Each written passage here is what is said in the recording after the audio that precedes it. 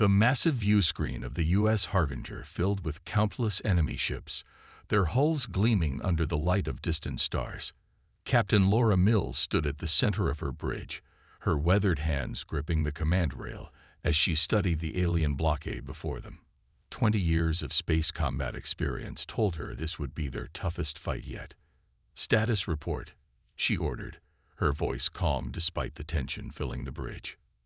First Officer David Cole looked up from his console, his face illuminated by the soft blue glow of holographic displays. 15 different alien species, Captain. Over 300 warships forming a wall across our path. They're using a formation we've never seen before. Laura nodded slowly.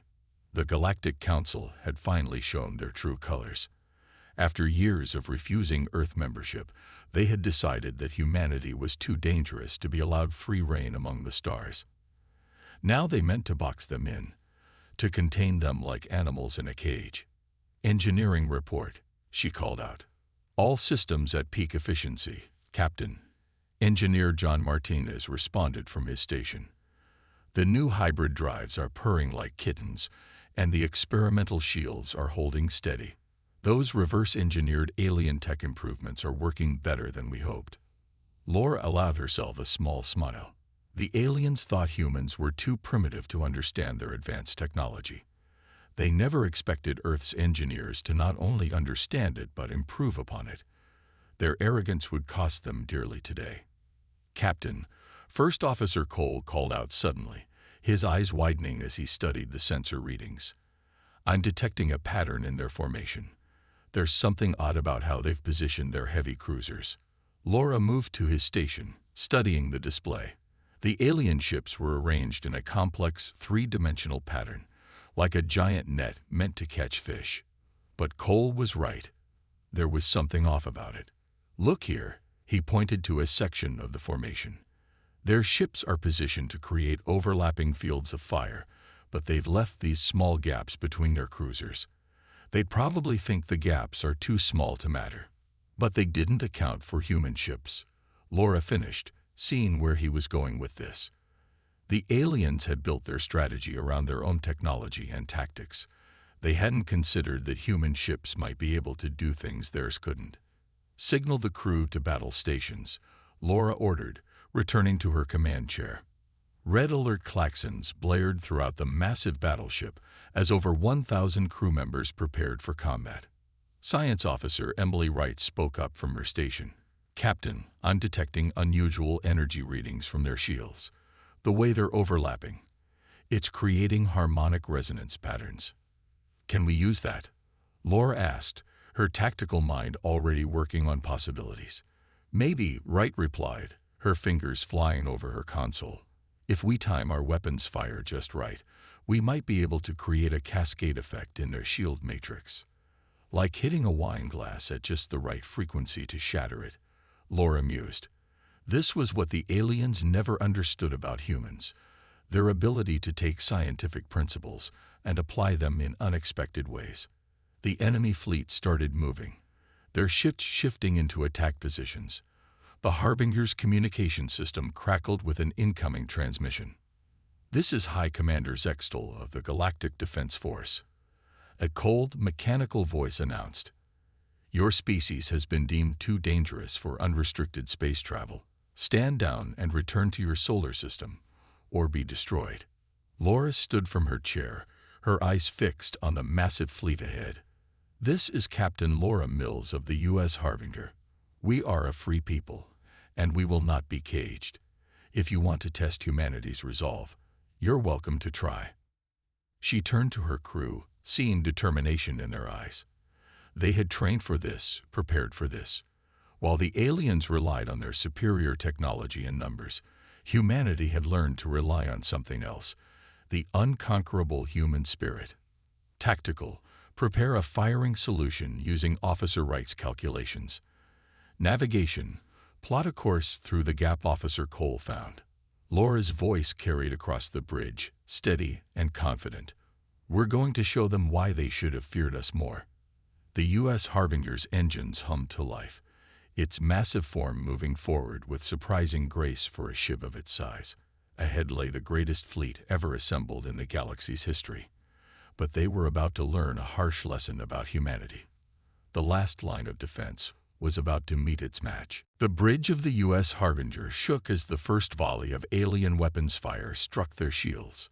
Science Officer Emily Wright's fingers moved quickly across her control panel as streams of data poured in. "Captain, I got something," she called out, excitement in her voice. "They're shield harmonics. They're synchronized in a repeating pattern. It's like they're all playing the same note in a song." Captain Mills leaned forward in her chair. "Can we use that against them?" "Yes." Emily's eyes lit up. "If we time our shots just right, we can create a feedback loop. It's like pushing someone on a swing. Hit them at the right moment, and the force gets stronger each time." Tactical Officer Brian Foster spoke up from his station. "Permission to modify our weapon frequencies, Captain." "Do it," Mills ordered. "Show me what you have in mind." Foster's plan was simple but clever. The Harbinger's weapons were unique, a mix of human innovation and reversed-engineered alien technology. While other Earth ships used standard plasma cannons, the Harbinger could change its weapon frequency on the fly. The massive battleship dove through space, weaving between enemy fire. The alien ships moved to block them, but they were too slow, too predictable. Humanity's greatest advantage wasn't their technology. It was their ability to think differently. "First wave incoming," Foster announced. "Firing solution ready." The Harbinger's main guns roared to life. But instead of firing straight at the enemy ships, Foster had timed the shots to hit their shields at precise points. The energy beams struck one shield, then bounced to another, gaining strength with each reflection. "It's working," Emily shouted as her sensors registered the cascading energy effect. "Their shield grid is destabilizing." 3 alien cruisers suddenly lost power to their shields, leaving them exposed. The Harbinger's secondary weapons struck immediately, disabling their engines with surgical precision. But the alien fleet was massive, and they weren't going down easily. Hundreds of ships turned their guns on the lone human battleship. The space around the Harbinger lit up like a thunderstorm as energy weapons filled the void. "Shields at 60%. Engineering Chief Martinez called over the comm. "Whatever we're going to do, we need to do it fast." Captain Mills studied the tactical display. The enemy's formation was breaking up as they tried to deal with the Harbinger's unexpected attack pattern. Just as she had hoped, their rigid battle doctrine was becoming their weakness. "They're splitting their forces," First Officer Cole observed. "Trying to surround us." "That's exactly what we want." Mills smiled. "Foster, prepare the Mark 7 torpedoes. Emily, calculate the resonance points for maximum effect." The Mark 7 was another human innovation, a weapon that looked weak on sensors but packed a devastating punch. The aliens would see it as a desperate last resort, not the trap it really was. "Torpedoes ready," Foster reported. "But Captain, we only have 6 of them." "That's all we need." Mills stood up, her voice carrying across the bridge. "Launch them in a spiral pattern, timed to Emily's calculations." The Harbinger released its special weapons. To the alien fleet, they looked like simple nuclear torpedoes, primitive human technology that their advanced shields could easily handle. They didn't bother to dodge. That was their biggest mistake. When the torpedoes detonated, they didn't create normal explosions. Instead, they released waves of energy perfectly tuned to the frequency Emily had discovered. The waves rippled through space, each one amplifying the next. Energy cascade reaching critical levels. Emily reported, her voice filled with awe. "Their entire shield network is collapsing." Across the battlefield, alien ships began losing power. Their perfectly synchronized shields, designed to be unbreakable when working together, were now their greatest weakness. Like a row of dominoes, one failure led to another. "By all the stars," Cole whispered as he watched the tactical display. "We just knocked out half their fleet's defenses with 6 torpedoes." Captain Mills allowed herself a moment of satisfaction before focusing on their next move. "Foster, target their command ships."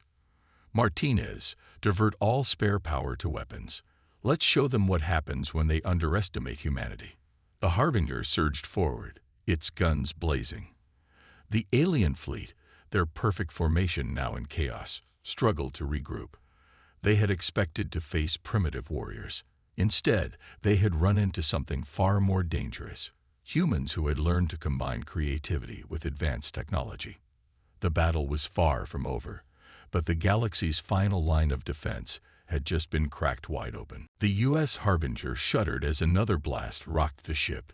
In engineering, Chief John Martinez grabbed a railing to keep his balance. Warning lights flashed everywhere around him, but he smiled. This was where humans truly shined, when everything was falling apart. "Chief," one of his engineers shouted, "Power coupling 3 is about to blow." Martinez was already moving. While alien ships relied on automated repair systems, humans knew that sometimes you needed to fix things the old-fashioned way. He grabbed his toolkit and ran to the damaged section.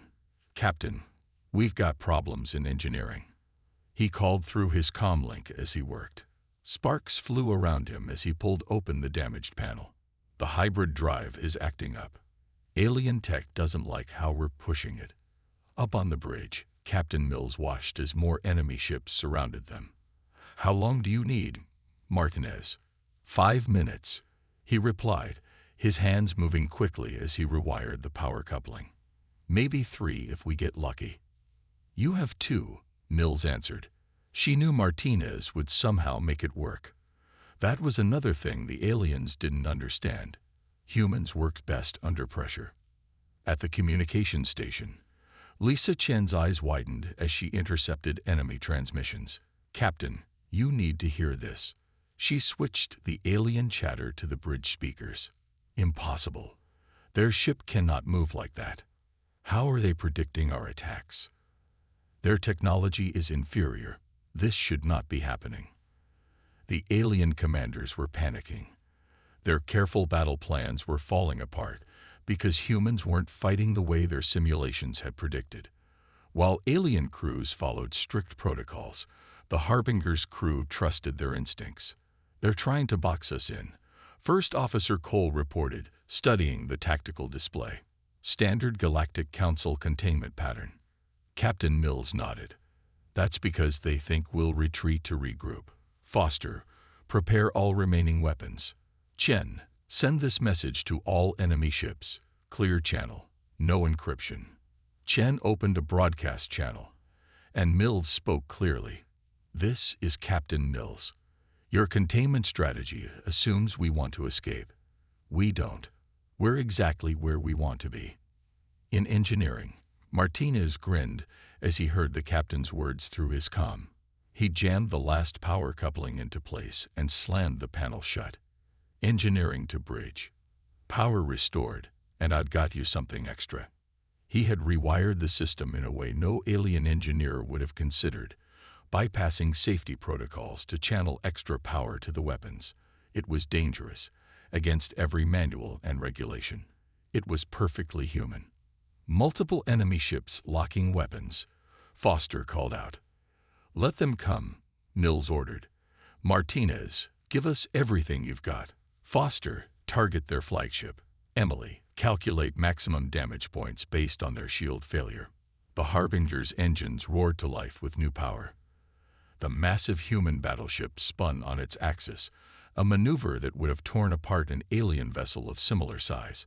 But human ships were built differently, designed to handle the impossible. "Enemy flagship is charging their main weapon," Cole shouted. "They're sending more orders," Chen reported, listening to enemy communications. They don't understand why their predictions are failing. Their combat AIs can't calculate our next move." Mills smiled. That was humanity's greatest strength. While alien ships relied on computers to make decisions, humans relied on something machines could never match: intuition and creativity. "All weapons, fire," Mills commanded. The Harbinger unleashed its full power. Beams of energy struck the alien flagship at precisely the points Emily had calculated. The massive enemy ship shields flickered and died. The alien crew, trained to follow exact procedures, hesitated for a crucial second. That second was all the Harbinger needed. Foster's targeting was perfect. The flagship's bridge erupted in a series of explosions. The mighty vessel, pride of the Galactic Council's fleet, began to drift helplessly in space.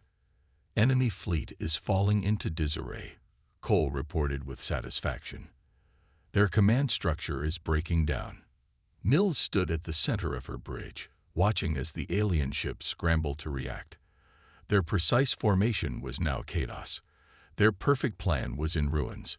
They had brought overwhelming force, superior technology, and careful strategy. But they had forgotten what humans were best at, doing the impossible when there was no other choice. "Get me a damage report," Mills ordered. "This isn't over yet. The aliens are about to learn another lesson about humanity. We're at our most dangerous when we're winning." Navigation Officer Robert Wilson's hands flew across his control panel as he guided the U.S. Harbinger through the chaos of battle.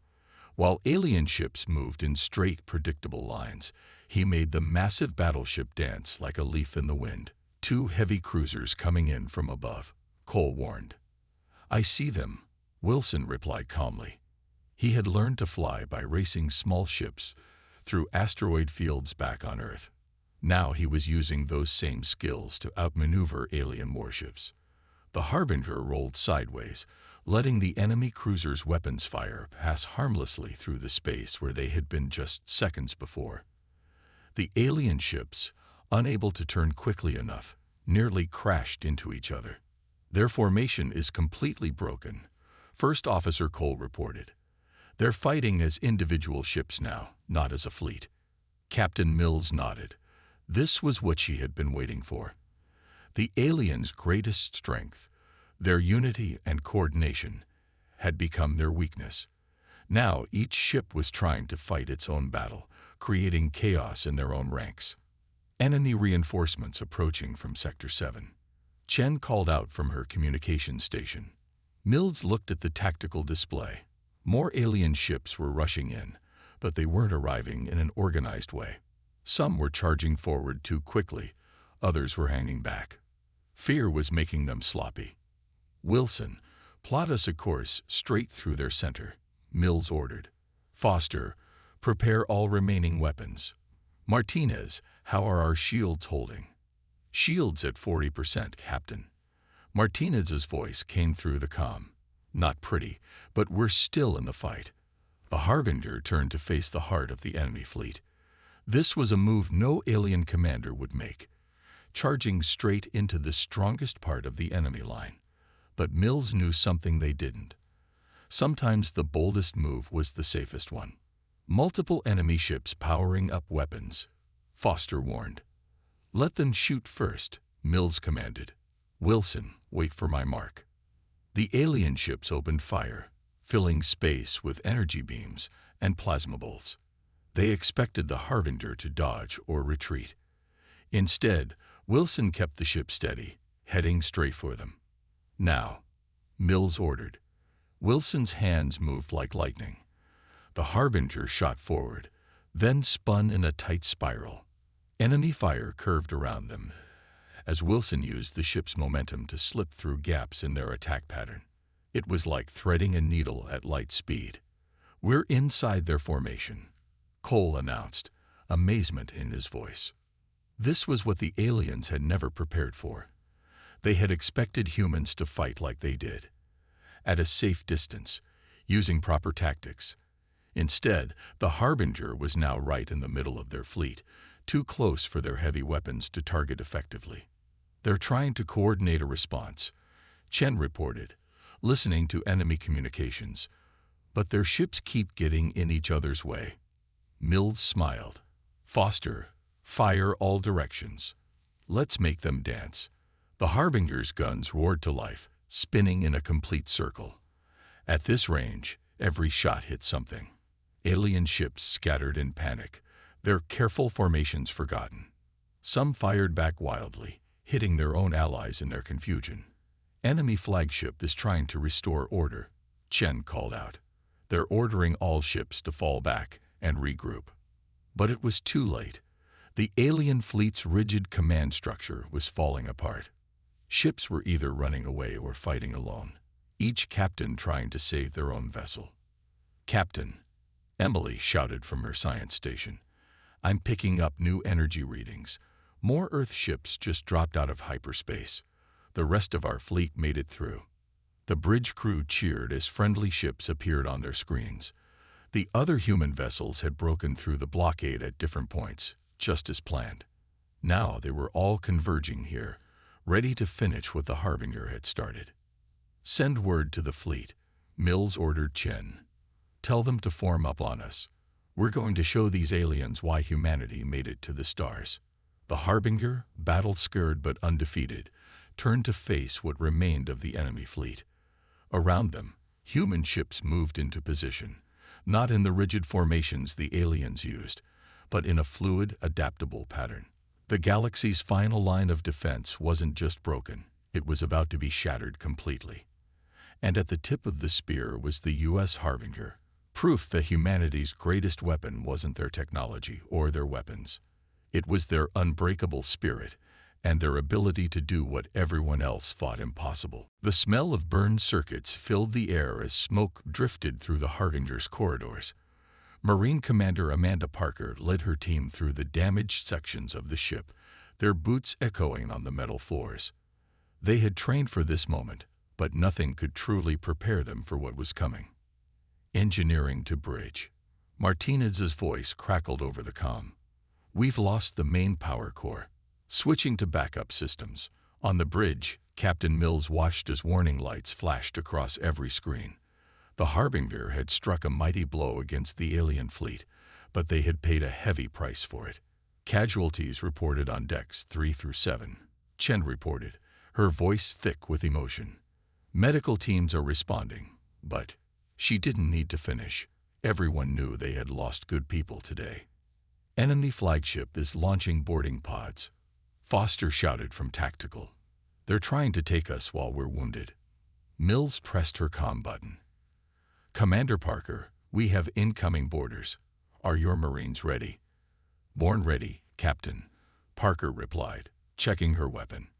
"These aliens want to see how humans fight up close. We'll give them a lesson they won't forget." The first explosion rocked the ship as alien boarding pods crashed through the weakened hull. Parker and her Marines moved quickly to the breach points. Unlike the aliens, who relied on powered armor and energy shields, the human Marines carried simple but effective weapons. They knew that when technology failed, human courage and skill would see them through. Multiple hull breaches, Cole reported from his station. Enemy troops entering on 3 levels. The aliens had expected to find a broken crew, defeated and demoralized. Instead, they found humans fighting with desperate determination. In the narrow corridors, their advanced weapons and tactics meant little. Parker led her team from the front, just as she had been trained. "Hold these choke points," she ordered. "Don't let them near the critical systems."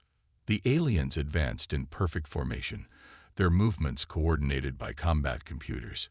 But Parker's Marines fought differently.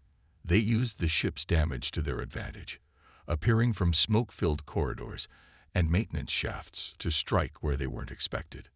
Back on the bridge, Mills received more bad news. "Shield generators are failing," Foster reported. "We can't take much more of this." "Captain," Emily called out suddenly, "I'm detecting power surges in the alien flagship. They're powering up their main weapon." Mills looked at the tactical display. The enemy flagship was preparing for a final strike, one that would destroy the Harbinger completely. They had to be stopped, but their ship was too damaged to fight back effectively. "Commander Parker," Mills called over the comm. "We need to end this now. Can your team reach their flagship?" Parker smiled grimly as she ducked behind cover, energy bolts flying past her head. "If you can get us there, Captain, we'll do the rest." Mills nodded. It was a desperate plan, but those were the kind humans did best. "Wilson, bring us alongside their flagship. Foster, target their hangar base. Martinez, give us whatever power we have left." The Harbinger moved with the last of its strength, turning to face the enemy flagship. The alien ship was massive, nearly twice their size, its hull gleaming with advanced technology. "Marine team in position," Parker reported. "Ready on your order." Mills took a deep breath. What she was about to order would put more lives at risk, but sometimes victory required sacrifice. "All hands, brace for impact. Foster, clear us a path. Parker, give them hell." The Harbinger's remaining weapons opened fire, blasting a hole in the alien flagship's hangar shield. Before the enemy could respond, Parker and her Marines launched themselves across the gap between ships. "We're aboard their ship," Parker's voice came through, mixed with the sound of combat. These aliens wanted to see human warriors up close. Well, they're about to get their wish. The bridge crew listened as the sounds of battle echoed through the comm. Parker's Marines fought their way through the alien ship, using every trick and tactic they had learned in countless battles on Earth. "Enemy weapon charging," Emily warned. 30 seconds to firing. "Keep fighting," Parker ordered her team as they pushed toward the flagship's bridge. The Harbinger didn't bring us this far to fail now. Victory was close, but it would come at a cost.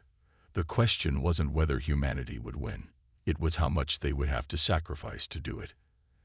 And as Parker's Marines charged forward, they proved what the aliens had feared all along, that humans were willing to pay any price for their freedom. "Critical system failure," Martinez's voice boomed through the Harbinger's comm system.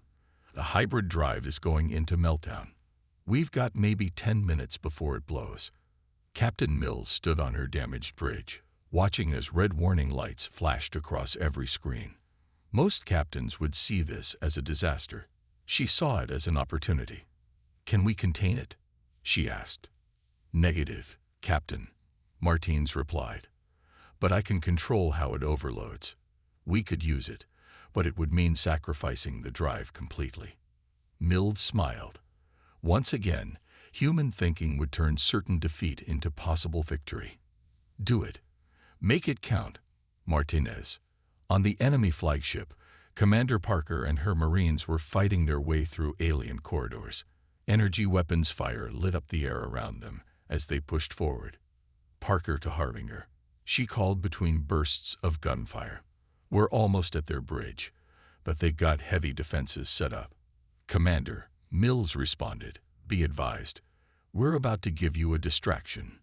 When everything starts shaking, that's your signal to move." Back on the Harbinger, Martinez worked quickly in the engine room. The hybrid drive, a combination of human and alien technology, was never meant to work this way.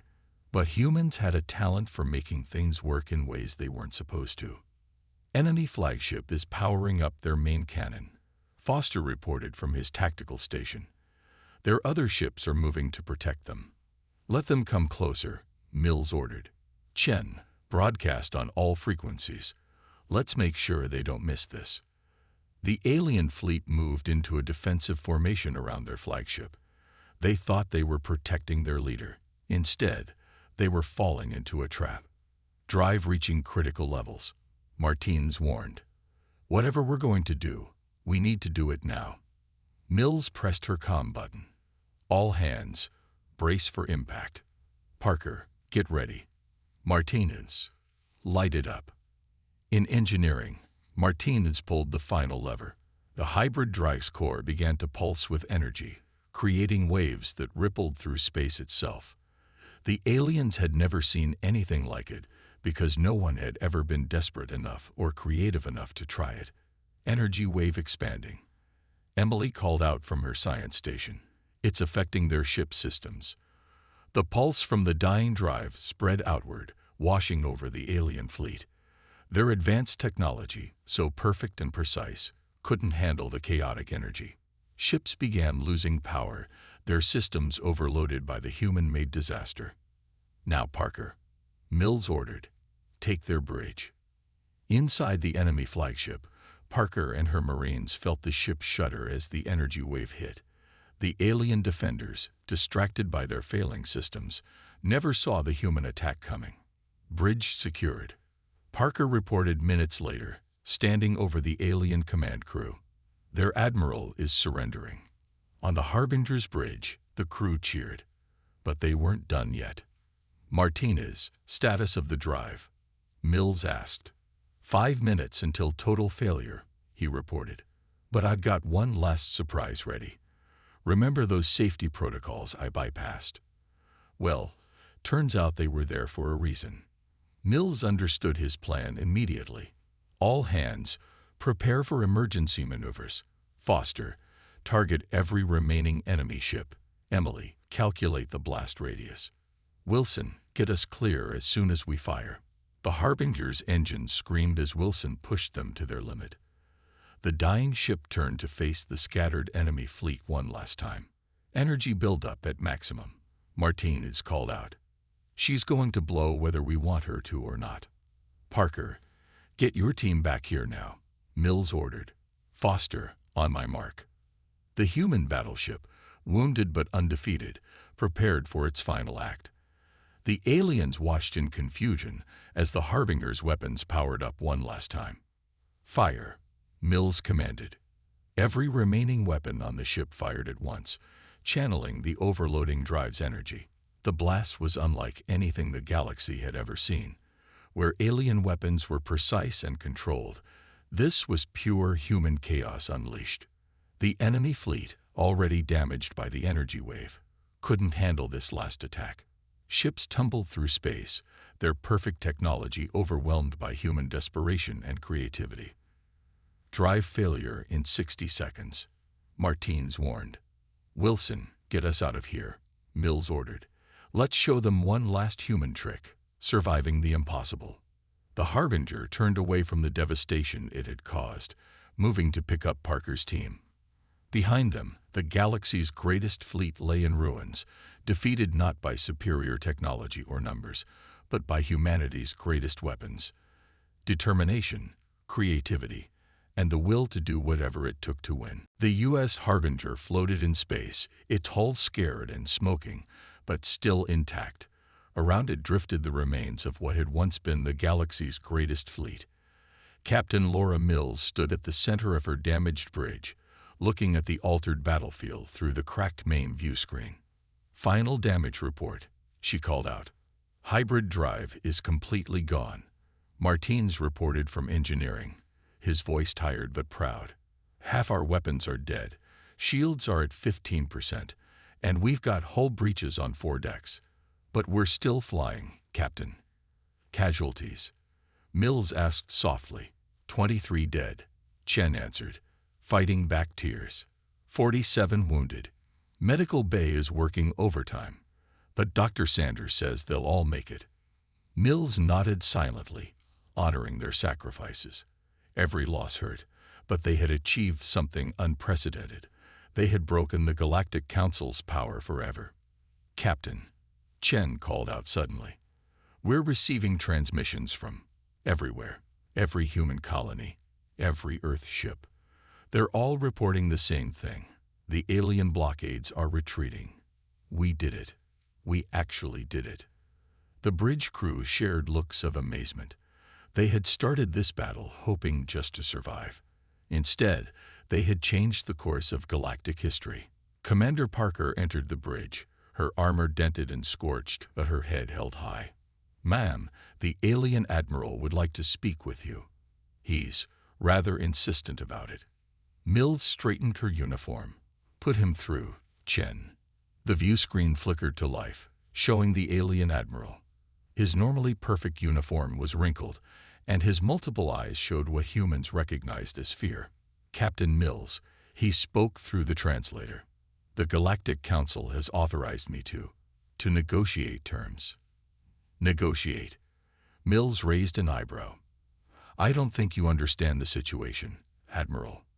You're not here to negotiate. You're here to listen. She stepped forward, her voice firm, but not cruel. Humanity will not be contained. We will not be controlled. But we're also not the monsters you thought we were. What are your terms? The Admiral asked quietly. First, all blockades of human worlds end immediately. Second, Earth gets a seat on the Galactic Council, a full seat, with all rights and privileges. Third, your people stop treating humans like primitives and start treating us like equals. The Admiral blinked his multiple eyes. And if we refuse? Mills gestured to the destruction around them. Then the next time we meet, we won't be so gentle. One damaged human battleship did this to your fleet. Imagine what our whole navy could do. The alien leader was quiet for a long moment. The Council accepts your terms. As the transmission ended, the bridge crew let out a cheer. First Officer Cole stepped up beside Mills. Not bad for primitives. He smiled. Send word to Earth, Mills ordered Chen. Tell them the blockade is broken and the terms are accepted. And send my personal commendation for every member of this crew. What about the Harbinger? Martins asked over the comm. She's pretty beaten up. Mills looked around her bridge, at the damage and the tired but proud faces of her crew. We'll fix her, better than before. And next time anyone thinks about challenging humanity, they'll remember the name Harbinger. Over the next few hours, more human ships arrived. They began rescue operations, helping both their own people and the defeated alien fleet. It was another surprise for the Galactic Council. Humans didn't just fight well, they showed mercy to their defeated enemies. In her ready room later, Mills wrote in her captain's log, "Today marked a turning point in human history, not because of our victory, but because of what that victory proved. We showed the galaxy that humanity's strength isn't in our weapons or technology. It's in our spirit, our creativity, and our determination to overcome any obstacle." She paused, looking out her window at the stars. The galaxy feared us because we were different. Now they'll respect us for the same reason. The Harbinger and her crew didn't just win a battle today. We opened a door. And through that door lies humanity's true destiny among the stars. As Earth celebrated and the Galactic Council adjusted to its new reality, the U.S. Harbinger remained on station, a symbol of both human power and human mercy.